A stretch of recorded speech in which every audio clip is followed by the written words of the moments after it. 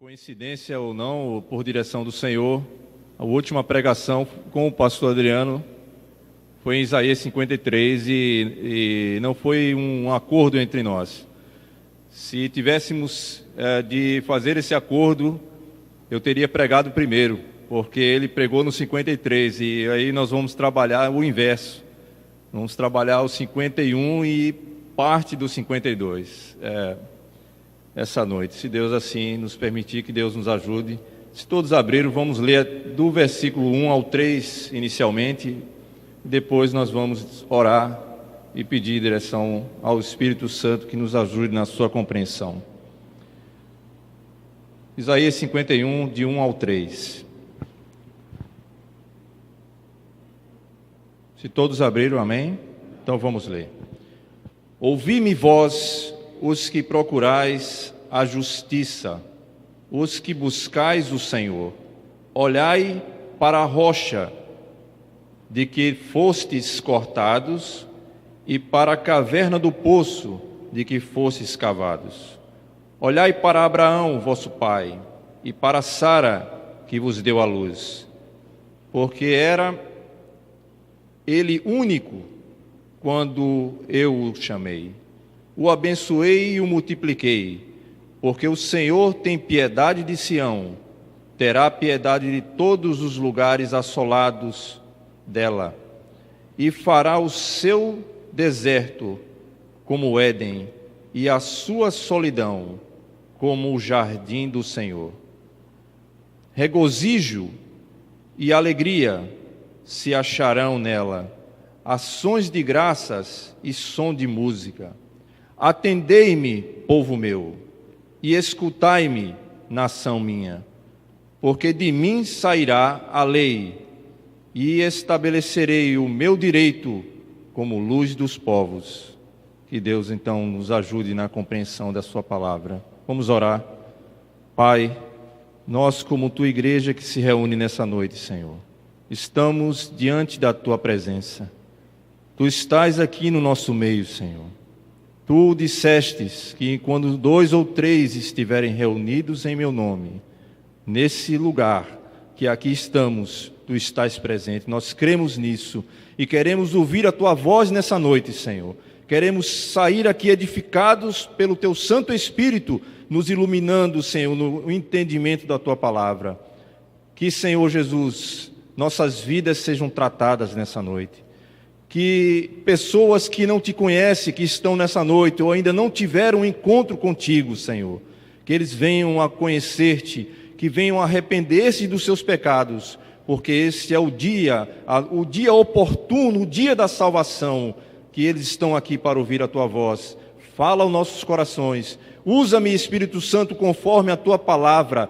Em nome de Cristo Jesus nós oramos e agradecemos a ti, ó Pai, por tudo em nome de Jesus. Amém. Então, irmãos, uma das coisas mais procuradas em todo o mundo é a justiça. Nós estamos vivendo num período difícil no nosso país, período em que a injustiça reina. Nós, como povo, temos clamado ao Senhor por justiça. O povo de Deus tem buscado isso. E é interessante que Deus quer falar ao nosso coração, porque Ele tem buscado um povo que se comprometa com a sua justiça. Uma das coisas que perturba toda a humanidade é as trevas que o mundo é mergulhado, e não há paz plena nessa terra, embora que você tenha condição financeira, embora que você tenha estabilidade de saúde, emocional, financeira, isso não trará uma paz plena ao seu coração. Sempre haverá uma intranquilidade nessa terra, sempre estaremos debaixo de uma pressão que esse mundo nos oprime. Portanto, a busca por justiça, a busca por um mundo melhor, é um anseio da humanidade, principalmente nós, os brasileiros, que vivemos dias difíceis. Portanto, se nós observarmos como começa a palavra do profeta Isaías, no capítulo 51, ele começa com uma palavra de consolo.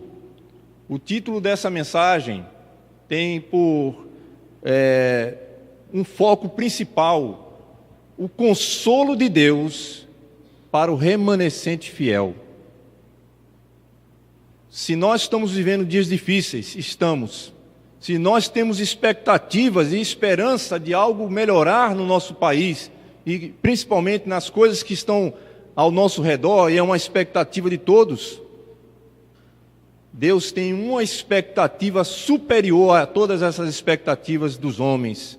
E aqui ele vai expressar o seu desejo através do profeta Isaías. E ele diz aqui no versículo 1, algumas palavras-chave que nós precisamos perceber, que o profeta deixa aqui para nós meditarmos essa noite. E a primeira é ouvir. Ele começa dizendo: ouvi-me vós, os que procurais a justiça, os que buscam o Senhor, olhai para a rocha de que fostes cortados, e para a caverna do poço de que fostes cavados. O que o profeta foi querendo falar nesse momento? Ele está falando da nação de Israel, irmãos. Antes que o evangelho chegasse a nós, Deus escolheu um povo nesse mundo de trevas, para que a luz do Senhor chegasse a esse povo, o povo de Israel. E aí, irmãos, o contexto é que esse povo que recebeu a luz do Senhor, a sua graça, o seu favor, a sua bondade, deu as costas para o seu Deus, para o seu Senhor. E por conta de que esse povo virou as costas para Deus, e por quê, irmãos? Porque a sedução do mundo, os prazeres do mundo daquela época, seduziram o povo de Deus, e eles se venderam aos ídolos pagãos de outros povos, a outros deuses, se renderam e começaram a viver com a expectativa nesta terra, nas coisas desse mundo. A maioria das pessoas vive para este mundo, vive com esperança para essas coisas desse mundo. Irmãos, eu vou dizer uma coisa para vocês. Uma das coisas mais difíceis, se não para a minoria, mas para a maioria daqueles que se dizem o povo de Deus, é entender que nós estamos exilados em terra estranha. Porque este povo, porque deram as costas ao Senhor, e buscaram os prazeres do mundo, e buscaram a sua satisfação pessoal, colocaram o seu direito acima do direito do Senhor. Eles trocaram, como diz Jeremias diz: este povo cometeu um grande pecado contra mim. O que eles fizeram? Eles cavaram cisternas rotas que não retêm as águas. Eles trocaram o manancial de águas vivas, que era o Senhor, por cisternas que não podem reter as águas. Porque, irmãos, se você busca as coisas que estão nessa terra, e isso é o que satisfaz o teu coração, isso é o que completa a tua vida, isso é o que move a tua vida, a esperança e a expectativa que você tiver nessa terra, Paulo vai dizer que aqueles que esperam em Cristo somente nessa vida são os mais infelizes de todos os homens. Portanto, Deus quer chamar a atenção do seu povo, porque naquele momento que o povo foi cativo para a Babilônia, ele foi por permissão de Deus. Deus, ele não deixa o seu povo sem tratamento. Deus, se você se desvia do propósito de Deus, buscando seus próprios interesses, e se você é alguém que é escolhido, que é um remanescente fiel, que é alguém que foi alcançado verdadeiramente pelo Evangelho, Deus vai te pegar e vai te colocar em uma situação para que você volte-se para Ele. Uma situação difícil, porque Deus, Ele trata com aquele que ama. Aquele a quem Ele ama, Ele vai tratar. Portanto, nós precisamos entender que há uma seriedade em ser um representante de Deus aqui na terra, irmãos. Não vamos pensar o que aconteceu no passado, porque Deus é santo, Deus é fiel e justo. Então ele enviou a Jesus como o seu filho amado, o servo sofredor que o pastor falou na semana passada, para morrer pelos nossos pecados. Portanto, nós vamos ficar descansados em Cristo somente. Precisamos entender, irmãos, que aqueles que foram alcançados pela graça, pelo Evangelho, sem que eles fizessem nada, têm uma obrigação por ser salvo, não para ser salvo, porque eles foram alcançados, tem algo que o Senhor comissiona a mim e a você. Não pense que você está aqui à toa. Se você está brincando, se você está sendo relapso, pode ter certeza, se você for do Senhor, Ele vai te procurar. Ele vai agir na tua vida e você pode sofrer como o povo de Israel. O povo de Israel passou 70 anos no cativeiro babilônico. 70 anos, irmãos. Várias gerações. Outros morreram na Babilônia, outros nasceram na Babilônia. 70 anos é muito tempo. Por quê? Porque esqueceram do seu Deus. Esqueceram do seu propósito para com Deus. E aqui Isaías diz: ouvi-me vós, ouvi-me. Deus está falando com você e comigo. Ouça a voz do Senhor. E ele diz: ouvi-me vós, os que procurais justiça. A palavra justiça aqui, nesse versículo, é o próprio Senhor. Ele está procurando aqueles que estão exilados na Babilônia, mas não são aqueles que foram para a Babilônia por causa de pecados que cometeram com outros deuses. Não, aqueles eram o povo de Deus que não queriam se misturar, mas acabaram sendo influenciados por causa do pecado de outros. Sabe aquela história de que por causa de um todos pagam? Então acontece isso, um povo é um povo. Então, quando um está sofrendo, o povo de Deus é um único corpo. Então, se você tem um órgão no seu corpo que está doente, todo o seu corpo sofre com isso. Portanto, Daniel é um deles. Daniel era um homem de Deus, justo, temente a Deus, foi para a Babilônia, quando era jovem. Mas ele era aquele homem, junto com outros, que foi também para a Babilônia, e estavam sofrendo lá dentro por causa do que o povo de Deus, no sentido geral, fizeram contra Deus. Eles acabaram indo. Então Deus está chamando estes que estavam lá na Babilônia, mas estavam clamando a Deus, estavam sedentos de Deus e não podiam cultuar ao Senhor. Eles não podiam buscar ao Senhor porque estavam em terra estranha. Eles estavam na terra dos ídolos. A Babilônia era o lugar que Deus escolheu para tratar com Israel. Já que eles buscaram os ídolos, vocês vão para a terra dos ídolos.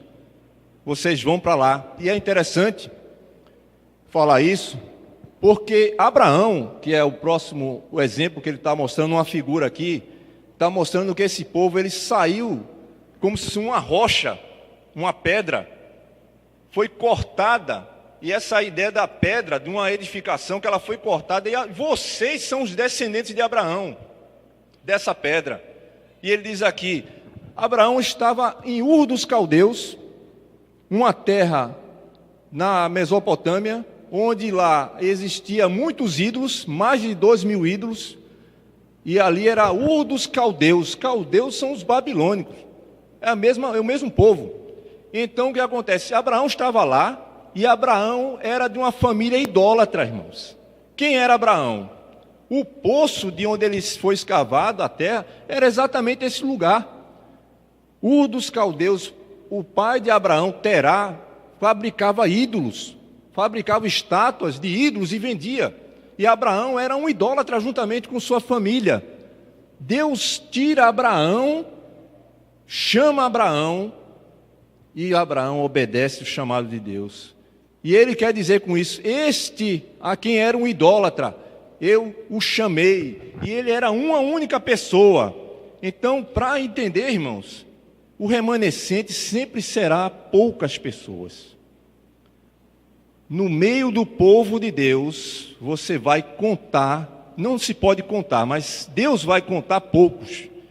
Quando ele fala que existe um caminho, uma porta estreita, e um caminho estreito, uma porta apertada é a porta, estreita é o caminho que conduz à vida. E são muitos que entram por esse caminho?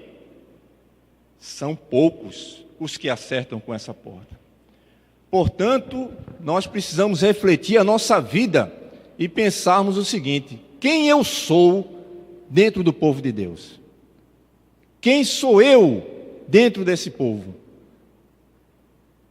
Qual é a posição que eu me encontro entre a maioria nominal ou o remanescente fiel a quem Deus espera? Portanto, ele diz aqui no verso 2: olhai para Abraão, vosso pai, e para Sara, que vos deu a luz, porque era ele único quando eu o chamei, e o abençoei e o multipliquei.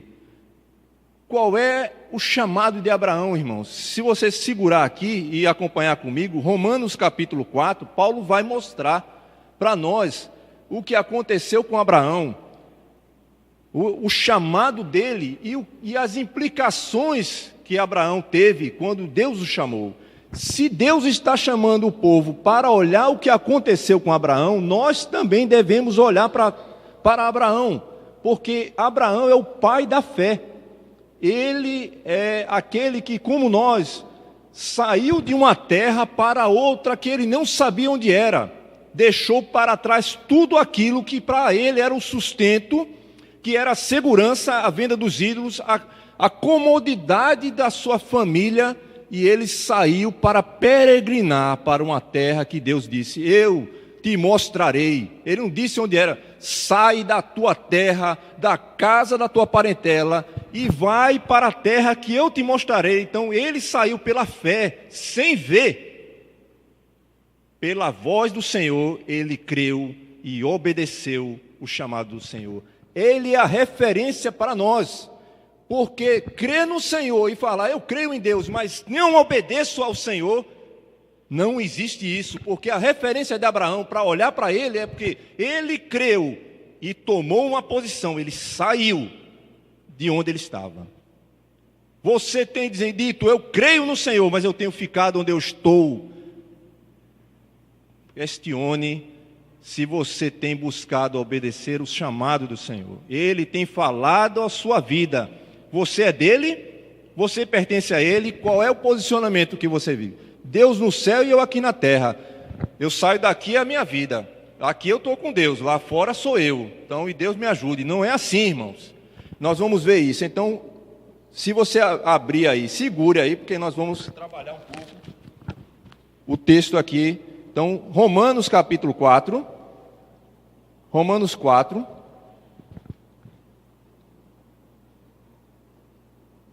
Verso 18 até o verso 25.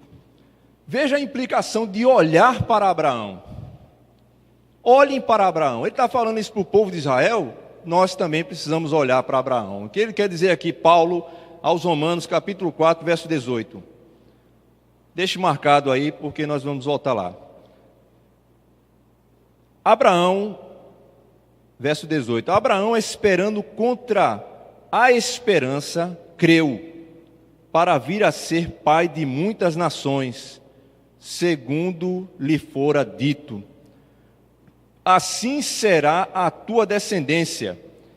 Verso 19. E sem enfraquecer na fé, embora levasse em conta o seu próprio corpo amortecido, sendo já de 100 anos, e a idade avançada de Sara, verso 20, não duvidou por incredulidade da promessa de Deus, mas pela fé se fortaleceu, dando glória a Deus.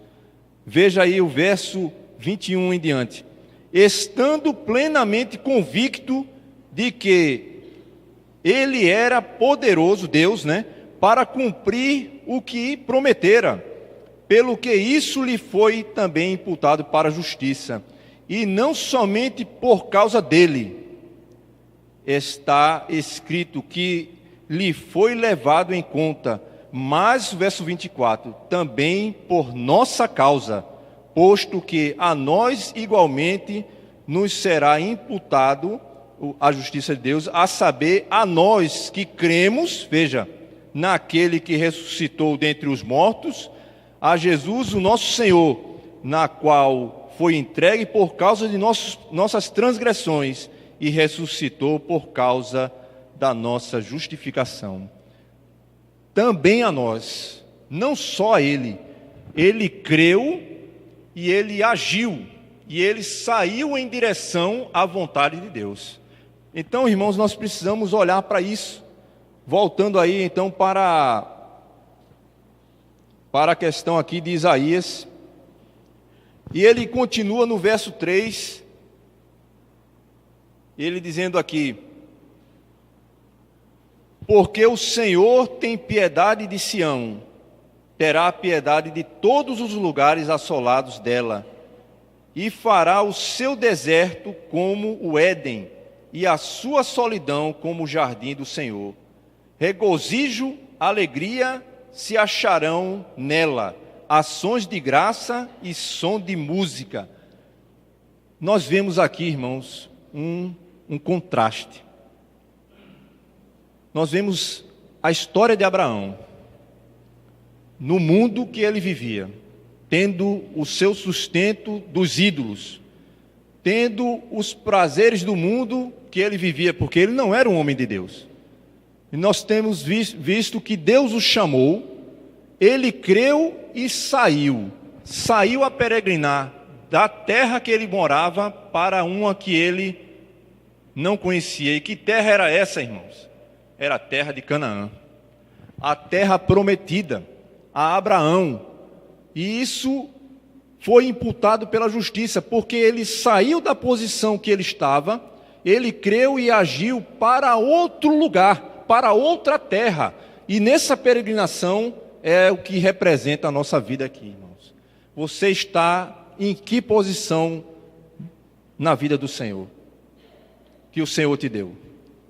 Você está naquele chamado, ouviu o Deus falar ao teu coração, mas você permaneceu onde você está?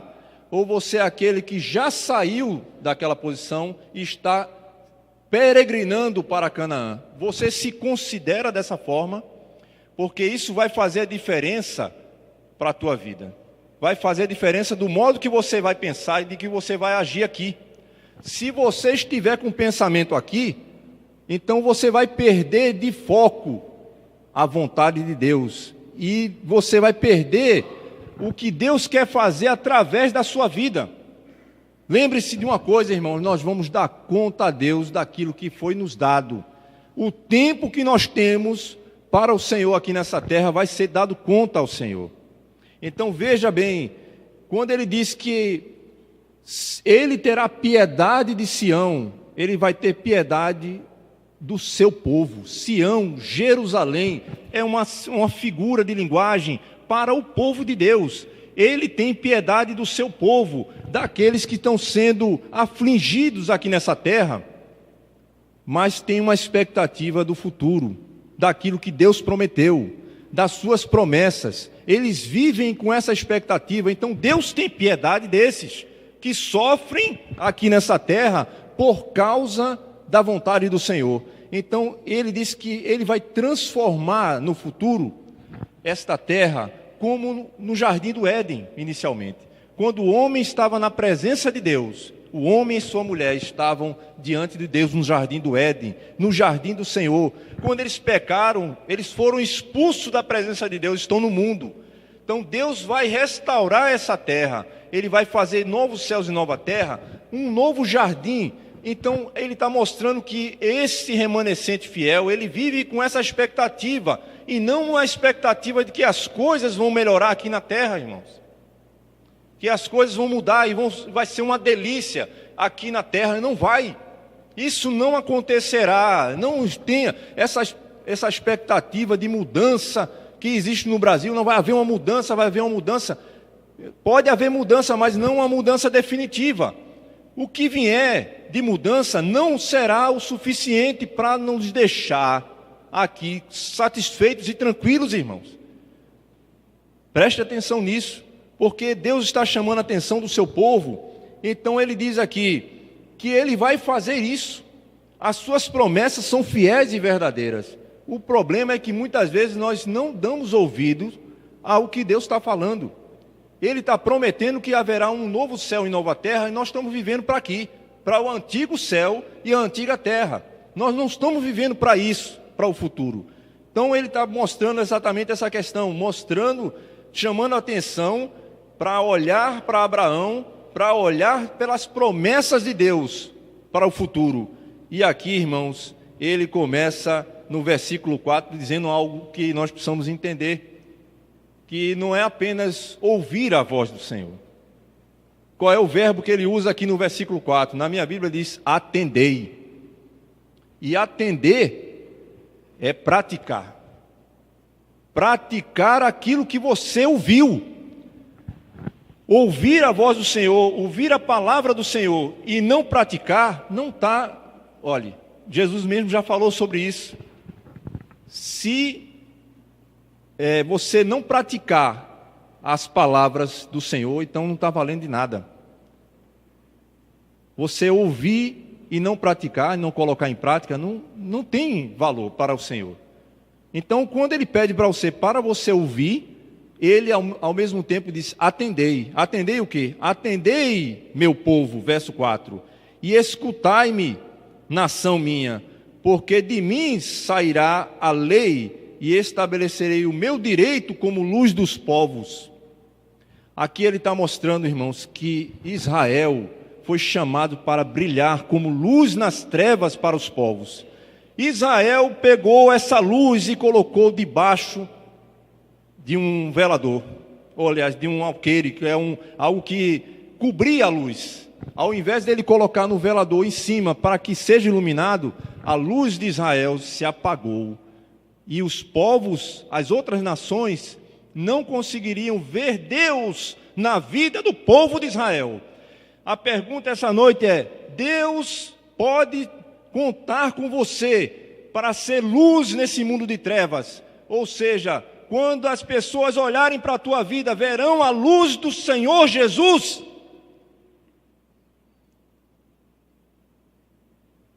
As pessoas estão perdendo sua vida e indo para o inferno. Muitas vezes nós estamos como que colocando uma capa sobre a nossa luz. Se Deus é luz, e Ele é, mas a luz que brilha está em você, você está cobrindo essa luz, você está cometendo um grande pecado, e eu também. Porque o testemunho do Senhor tem que ser manifesto nessa terra.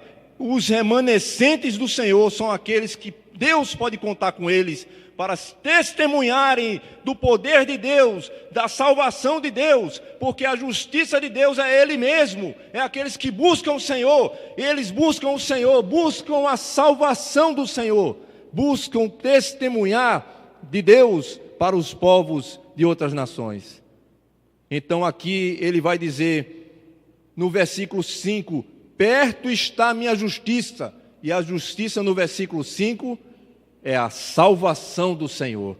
Perto, verso 5, observe comigo aqui.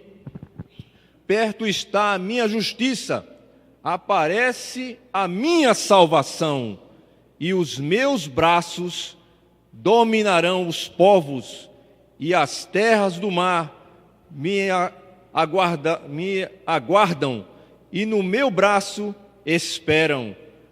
Mais uma vez ele coloca um chamado para o povo de Deus. Vocês são a luz que brilha em vocês é a minha luz.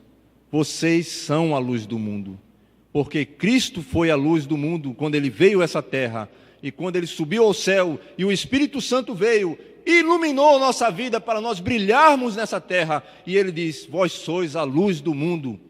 Então, irmãos, Ele diz aqui no verso 6, levantai os olhos para os céus e olhai para a terra embaixo, porque os céus desaparecerão como a fumaça, e a terra envelhecerá como um vestido, e os seus moradores morrerão como mosquitos. E aí ele conclui dizendo: mas a minha salvação durará para sempre, e a minha justiça não será afligida ou anulada, melhor dizendo.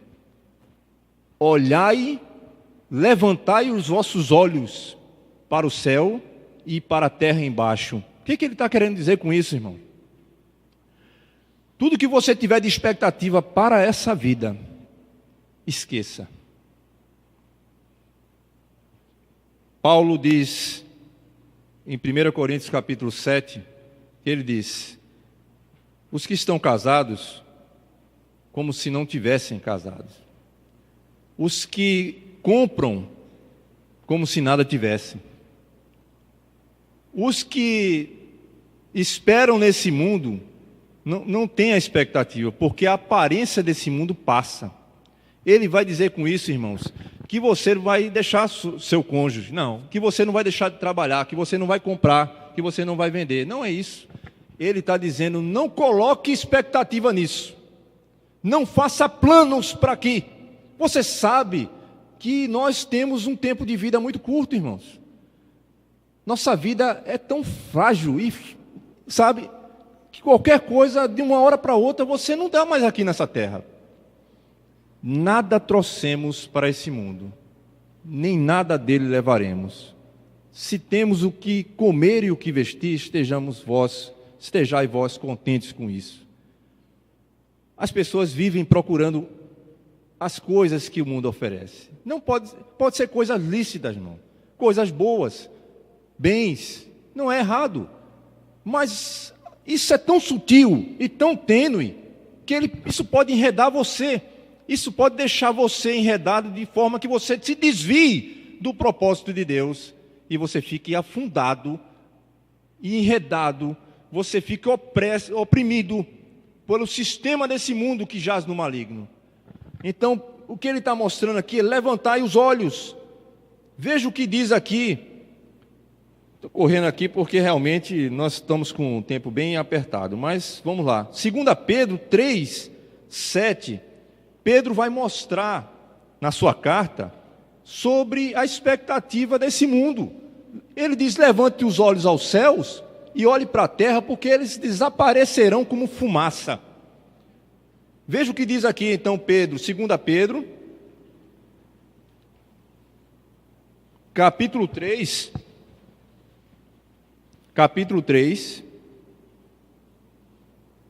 verso 7. 2 de Pedro, lá na frente, né? Você segura aí, deixa marcado. Se quiser ir para Apocalipse, volte. Vá para Apocalipse e volte as cartas de João, você vai encontrar 2 Pedro. De Apocalipse, volte, é mais fácil.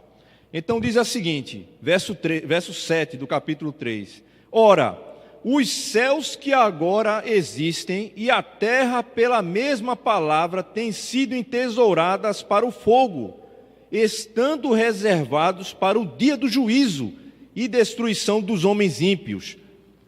Vamos ver mais aqui. Veja o verso 8. Há todavia uma coisa, amados, que não deveis esquecer, que para o Senhor um dia é como 1000 anos, e 1000 anos como um dia. Não retarda o Senhor a sua promessa, como alguns a julgam demorada. Pelo contrário, Ele é longânimo para convosco, não querendo que nenhum pereça, senão que todos cheguem ao arrependimento.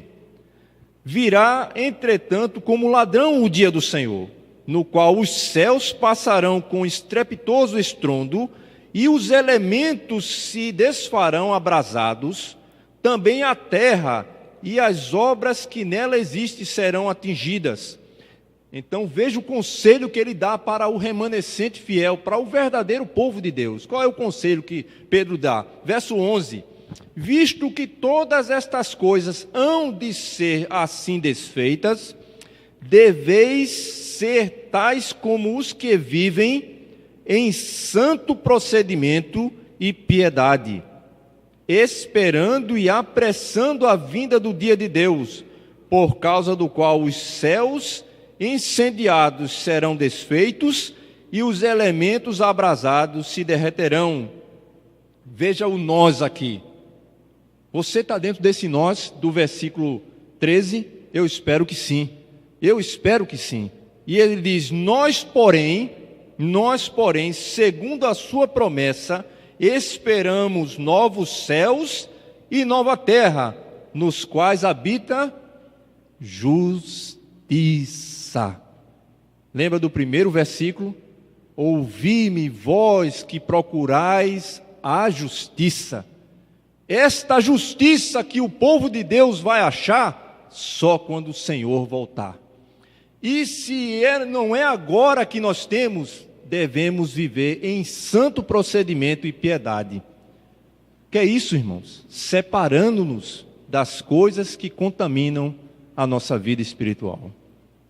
O que acontece com o povo de Deus, como aconteceu com o povo de Israel, é que eles se desviaram facilmente do chamado do Senhor e se contaminaram com as coisas do mundo.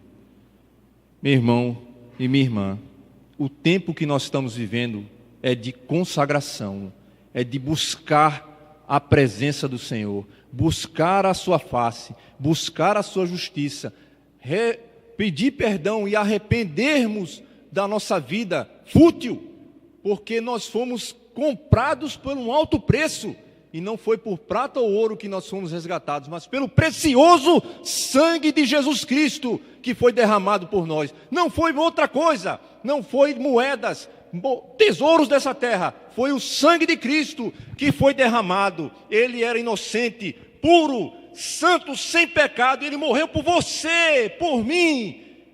Meu Deus, quando o teu povo vai acordar, nós precisamos, Senhor, como diz, levanta-te. Veja aqui que diz aqui, irmãos.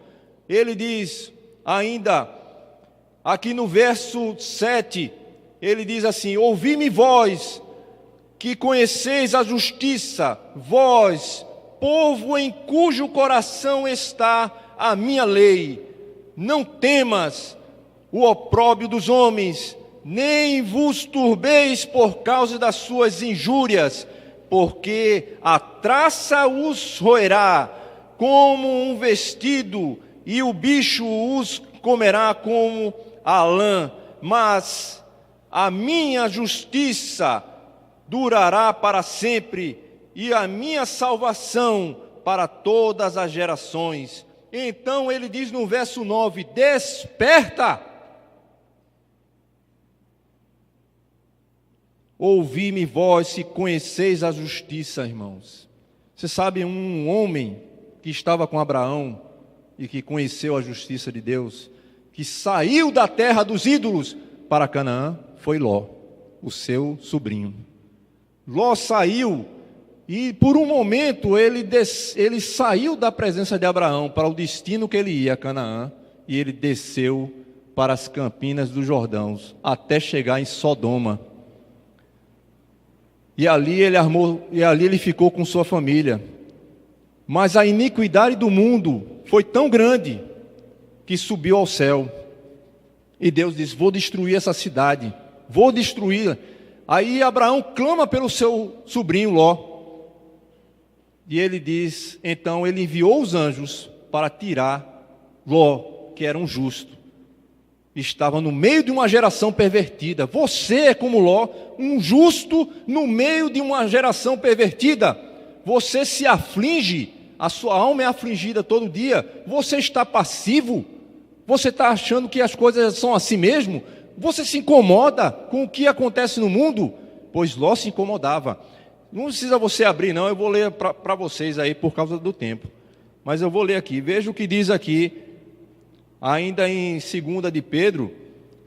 Veja, não precisa abrir não, você vai perder aí o tempo só para folhear. Então, se você quiser marcar, capítulo 2 de 2 de Pedro diz assim, no versículo 8.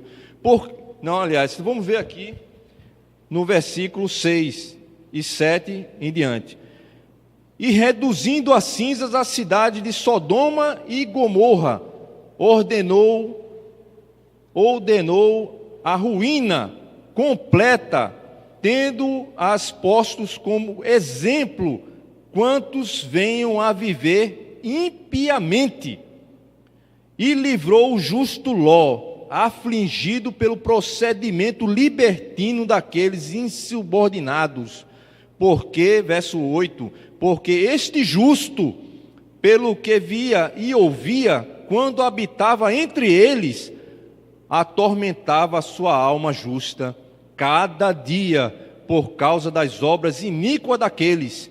É porque o Senhor sabe livrar da prova os piedosos e reserva sobre castigo os injustos para o dia do juízo.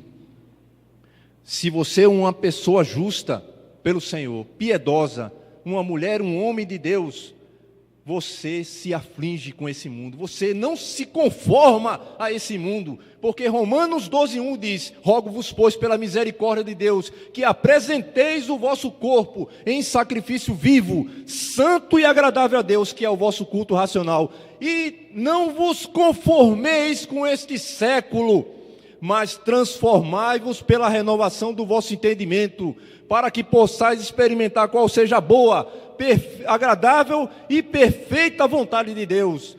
Então não se conforme com esse mundo, não tome a forma desse mundo, mas apresente a tua vida como sacrifício vivo, santo e agradável a Deus, em santo procedimento, até que aquele dia venha.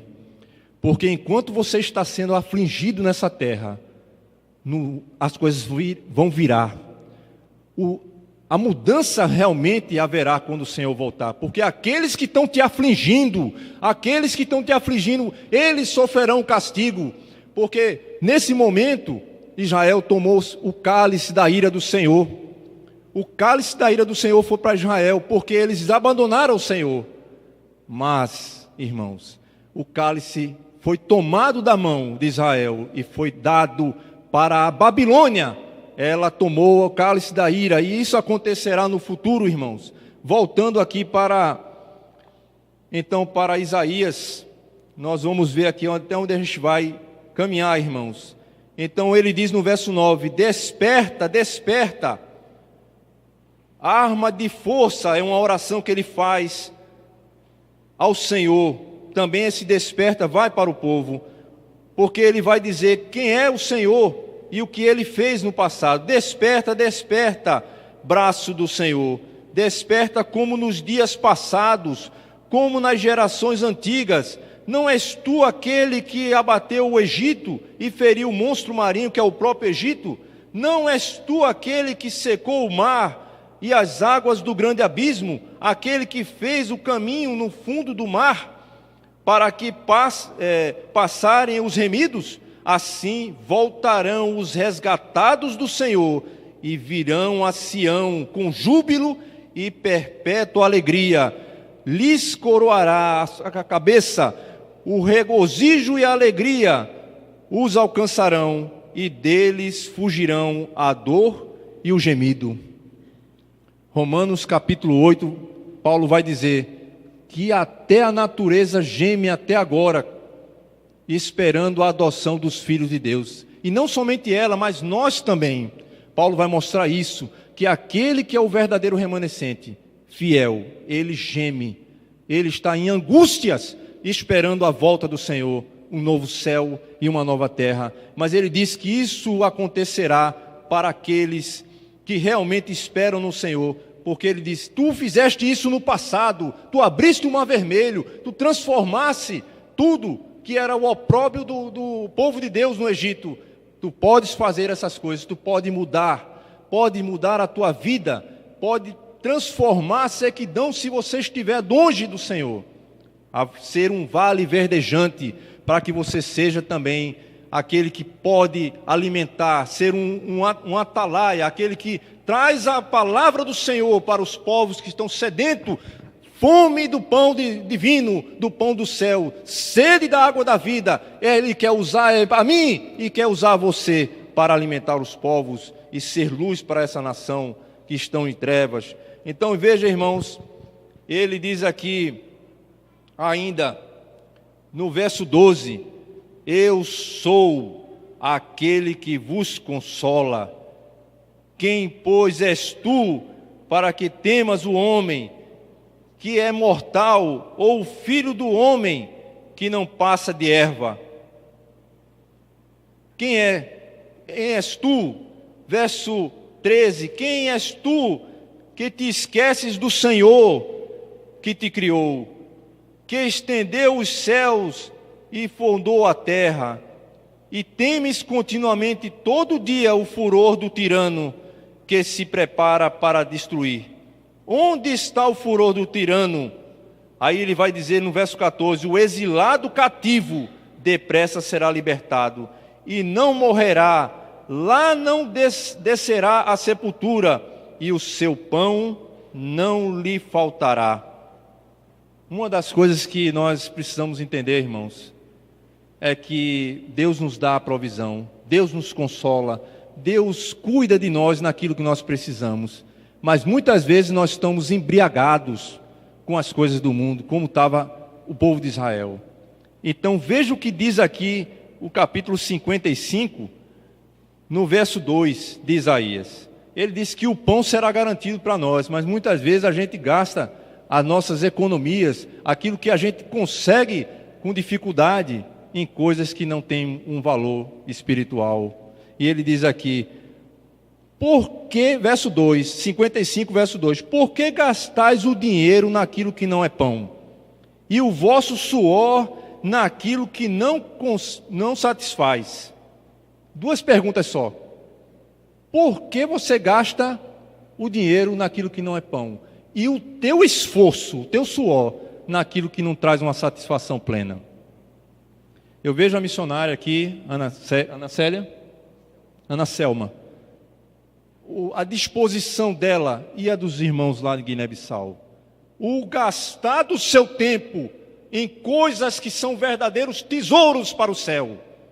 O próprio Jesus disse: não ajunteis tesouros na terra, mas ajuntais tesouros nos céus. Como nós fazemos isso? Quando nós buscamos a sua vontade, quando o nosso esforço, quando o nosso dinheiro que é aplicado em missões, na igreja, quando o esforço que Deus te deu, a saúde, a disposição, o talento que Ele te deu, você coloca em prática, irmãos. Isso são algo que realmente é o verdadeiro tesouro. Por que gastais em coisas que não é pão, o teu dinheiro com isso, e o teu suor em coisas que não satisfaz? Voltando aqui então ele vai dizer aqui, irmãos,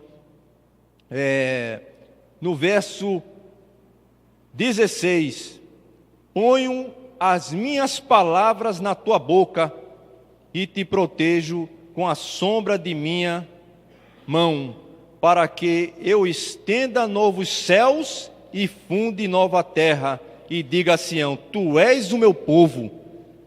Ele diz que vai colocar a sua palavra na boca do profeta, mas também na tua e na minha, para anunciar novos céus e nova terra, anunciar a esperança de algo novo, de fato. A minha pergunta é: eu e você, nós temos a palavra do Senhor, está na tua boca? Porque ela, para estar na tua boca, ela tem que estar no teu coração, ela tem que ter entrado em você. Você vive, você procura viver a palavra do Senhor para testemunhar. A palavra está na tua boca, porque é isso que o Senhor espera dos atalaias, que eles preguem a palavra, que eles difundem a palavra do Senhor por todo o mundo, pregando novos céus e nova terra. A verdadeira esperança não é para o agora, mas é pelo porvir. Então, irmãos, ele vai dizer aqui em Isaías 59, 21, esse é o verdadeiro remanescente fiel. Isaías 59, 21. Veja, e a gente vai caminhar aqui para o final. Eu quero terminar lá por Romanos e Apocalipse. Quanto a mim,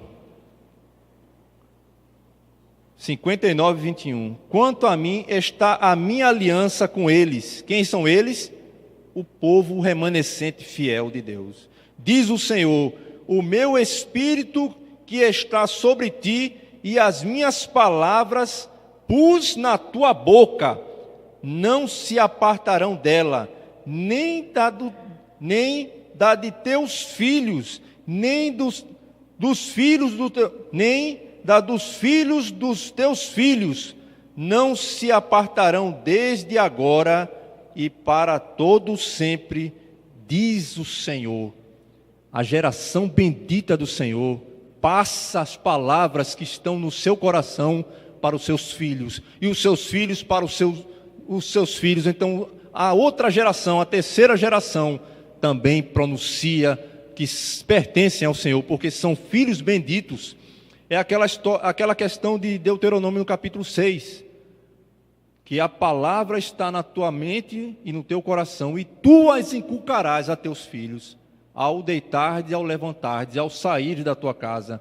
Então isso é que o Senhor espera. E então, irmãos, para a gente concluir essa questão do remanescente fiel, nem todos que são de Israel, ou nem todos que estão na igreja, são verdadeiramente filhos de Deus.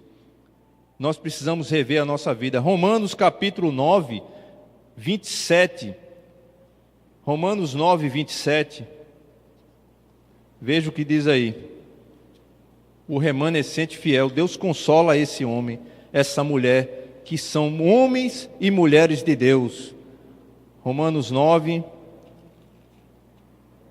27.